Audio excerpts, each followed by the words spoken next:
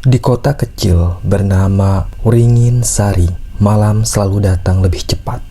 Bukan karena matahari tenggelam lebih awal, melainkan karena lampu-lampu jalan yang redup, jalanan sempit yang berkelok, dan hawa lembab.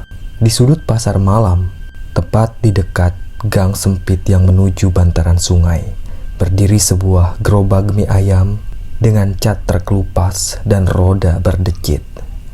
Di sanalah Sutrisno, lelaki berusia 40 tahun, menghabiskan hidupnya untuk berjualan mie ayam di pasar tersebut. Gerobak itu adalah satu-satunya harta yang ia miliki. Setiap sore, Sutrisno mendorong gerobaknya dari rumah kontrakan kecil di pinggir kota.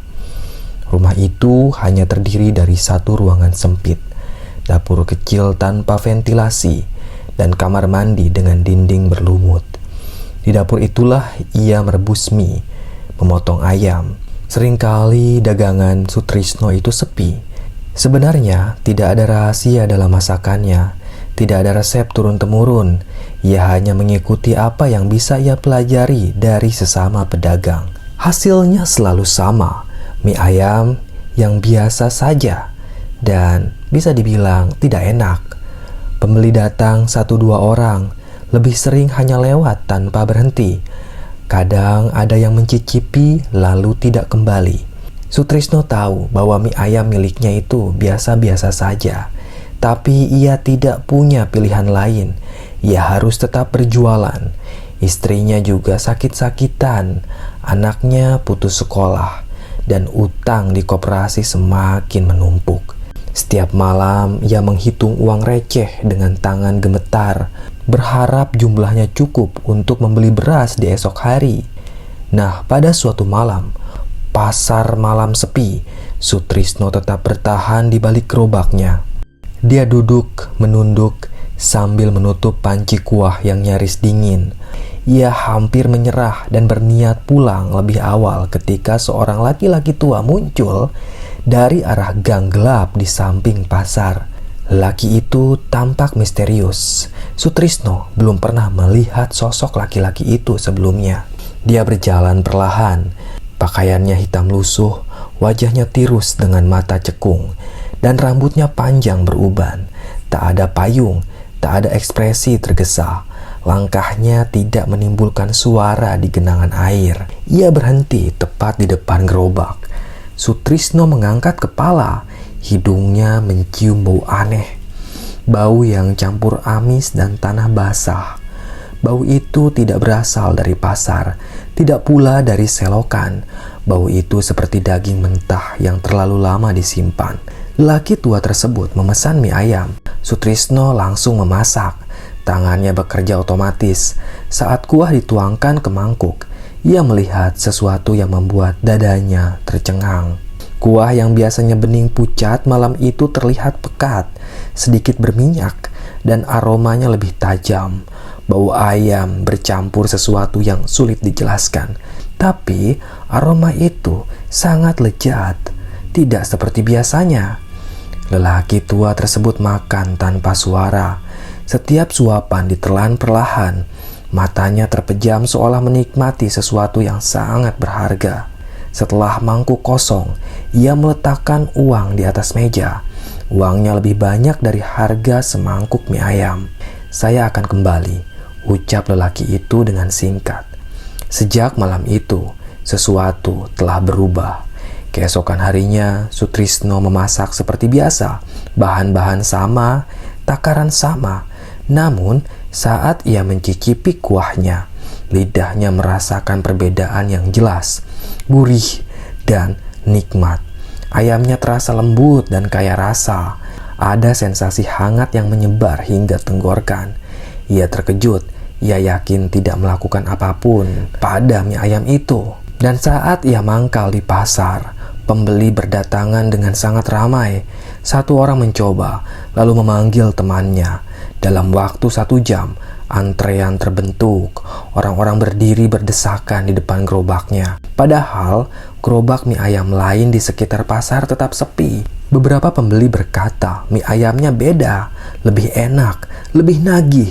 Ada yang sampai memesan 2 mangkuk. Sutrisno pulang dengan uang lebih banyak dari biasanya. Untuk pertama kalinya dalam bertahun-tahun, ia bisa membeli lauk yang layak untuk keluarganya. Namun malam itu, saat ia membersihkan panci, ia mencium bau amis yang lebih kuat dari sebelumnya.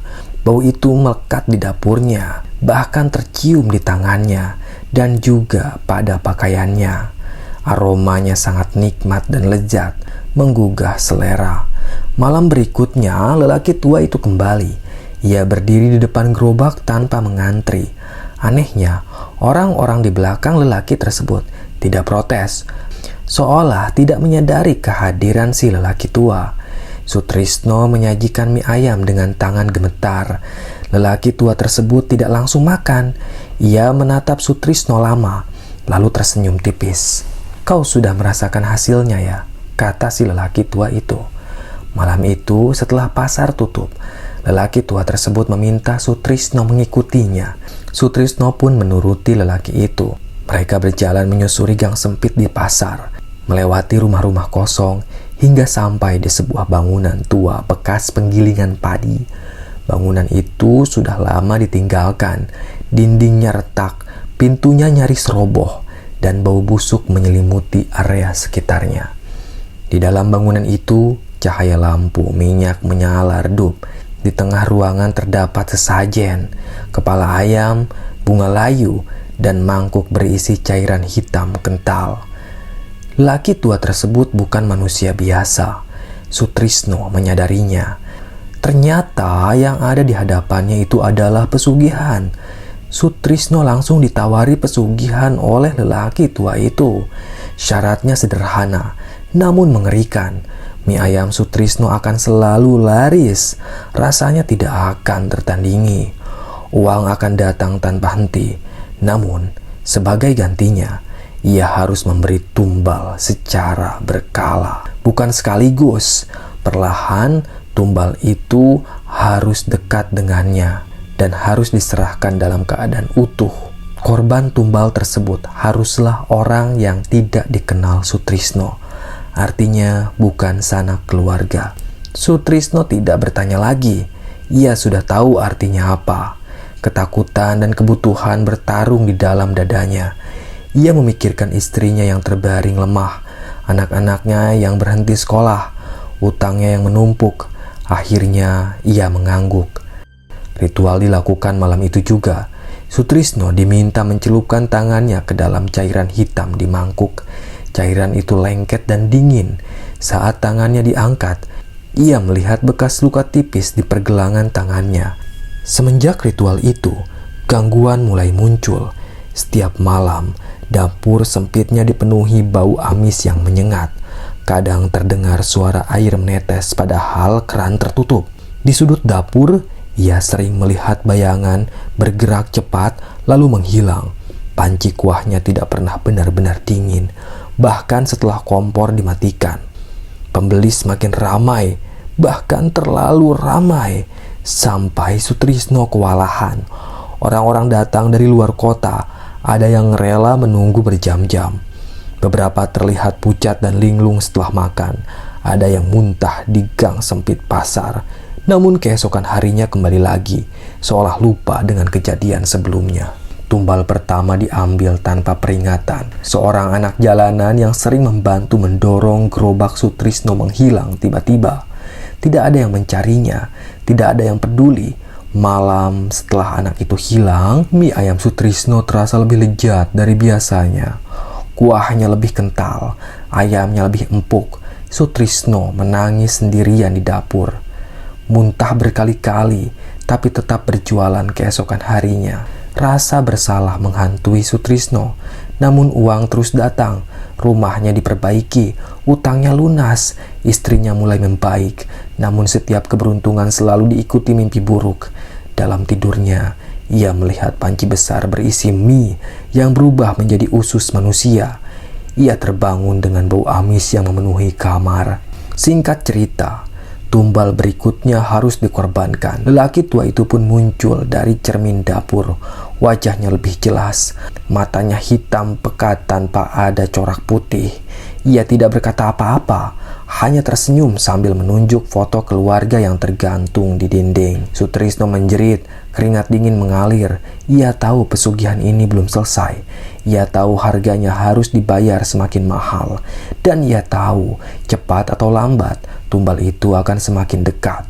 Malam itu, saat ia menutup gerobak, ia melihat sesuatu di panci kuahnya. Sebuah kuku manusia, kecil, tapi masih ada sisa darah kering di ujungnya. Sutrisno terdiam lama.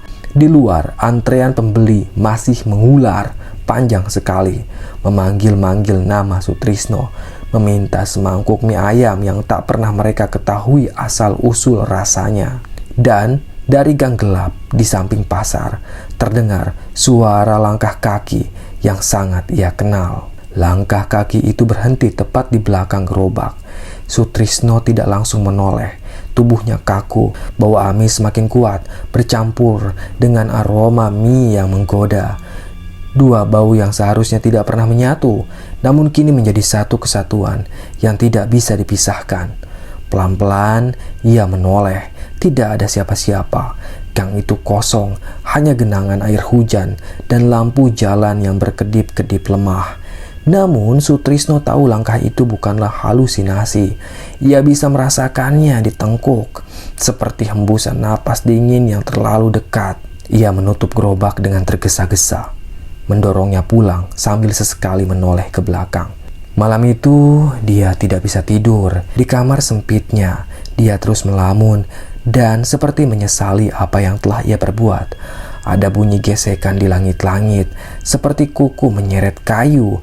Ada suara lirih dari dapur, seperti air mendidih yang tidak pernah ia nyalakan. Setiap kali ia memejamkan mata, bayangan panci kuah itu muncul, penuh dengan potongan tubuh yang tidak dikenalnya. Di dalam panci itu penuh dengan potongan tubuh. Pagi harinya, kabar buruk menyebar di pasar. Seorang pedagang sayur ditemukan meninggal di rumahnya. Tubuhnya utuh, tidak ada luka, tapi wajahnya membiru dan perutnya menggelembung tidak wajar. Orang-orang berbisik menyebut kematian itu aneh.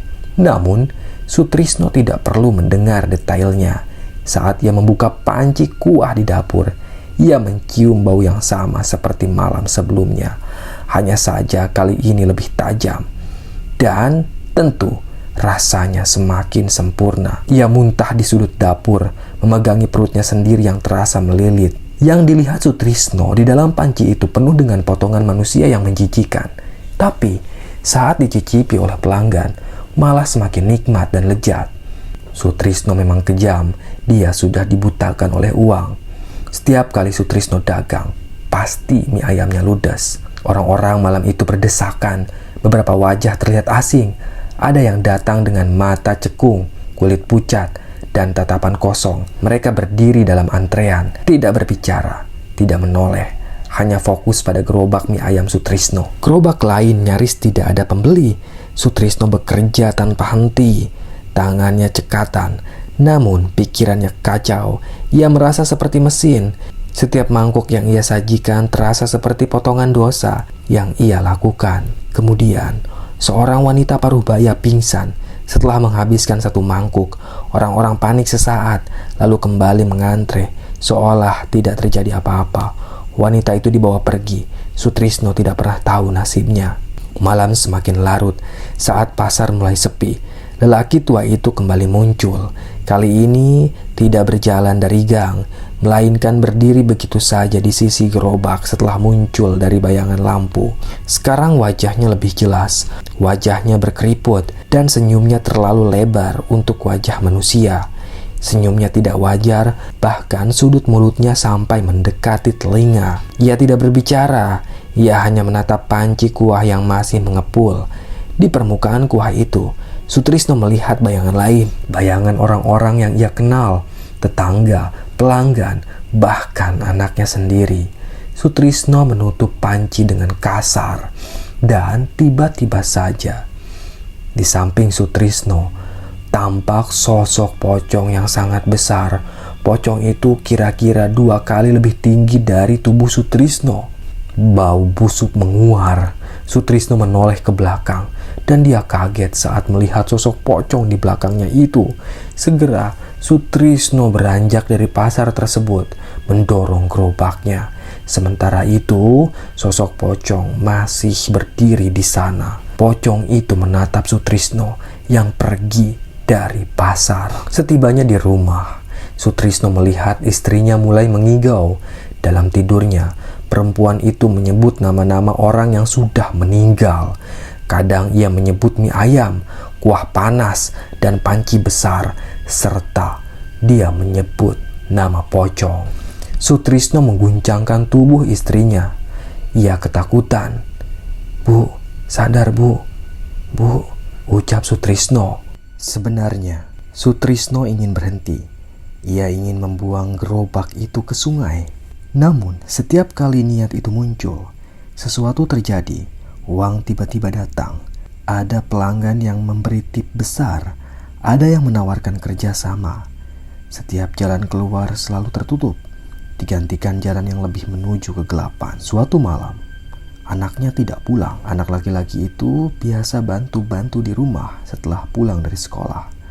Malam itu ia pamit bermain sebentar dan tidak kembali hingga larut.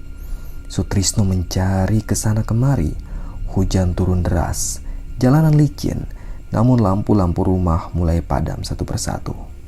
Di tengah pencarian, ia mencium bau amis yang sangat ia kenal, berasal dari pasar.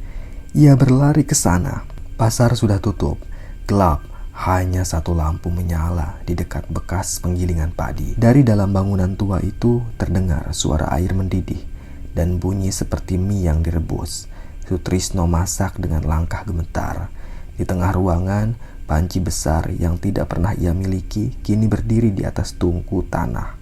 Uap tebal mengepul di samping panci. Sesosok kecil berdiri membelakangi pintu. Itu adalah anak Sutrisno. Tubuh anak itu kaku, matanya kosong, kulitnya pucat, seolah sudah lama berada di tempat itu.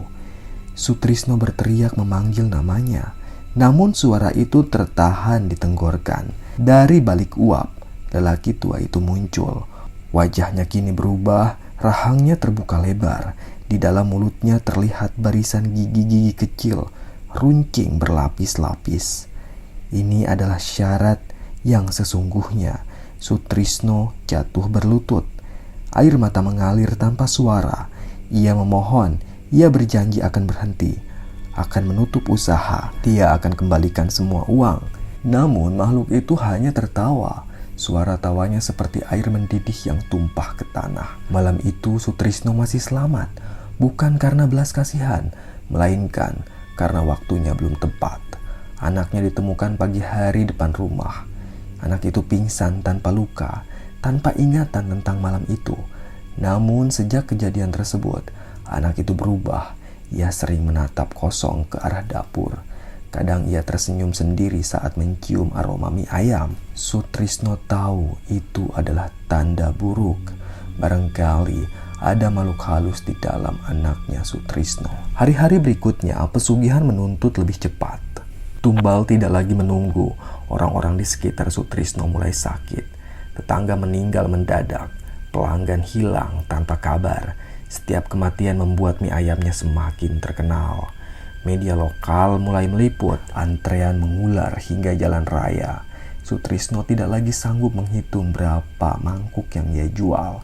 Setiap malam ia pulang dengan tubuh gemetar dan pikiran kosong. Pagi itu, penduduk Wringinsari terbangun.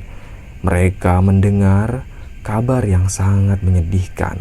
Istri Sutrisno hilang. Tidak ada teriakan, tidak ada tanda-tanda perlawanan. Pintu rumah kontrakan masih terkunci di dalam. Tempat tidur rapi, seolah perempuan itu tidak pernah bangun pagi itu. Tetangga menemukan hanya satu kejanggalan. Dapur rumah Sutrisno berbau amis menyengat, jauh lebih kuat dari hari-hari sebelumnya, seperti bau daging busuk yang direbus terlalu lama. Sutrisno duduk di sudut dapur, memeluk lututnya, menatap kosong ke arah gerobak mie ayam yang kini berada di dalam rumah. Ia tidak ingat kapan gerobak itu dipindahkan. Ia juga tidak ingat bagaimana istrinya terakhir kali dilihat. Namun satu hal ia ingat dengan sangat jelas. Kuah mie ayam itu masih panas. Ia menyentuh panci dengan ujung jarinya. Panasnya nyata, bukan khayalan. Padahal kompor tidak pernah dinyalakan. Uap tipis mengepul, membawa aroma yang kini membuat perutnya mual dan lidahnya bergetar dalam rasa bersedih. Di permukaan kuah, sesuatu bergerak perlahan seperti denyut nadi. Sutrisno menutup panci itu dengan keras, lalu menangis. Tangisannya pecah, bukan lagi tangisan ketakutan, melainkan tangisan orang yang sadar telah kehilangan segalanya, namun dipaksa hidup. Anak Sutrisno tiba-tiba saja berubah sikap menjadi sangat aneh. Ia memakan tanah dan juga dedaunan. Anak Sutrisno juga tidak mau pulang ke rumah. Dia hanya berdiri di halaman rumah sambil berteriak meminta tumbal. Selesai. Terima kasih sudah menyimak cerita Mbah. Tunggu cerita-cerita lainnya ya. Tetap sehat dan salam merinding.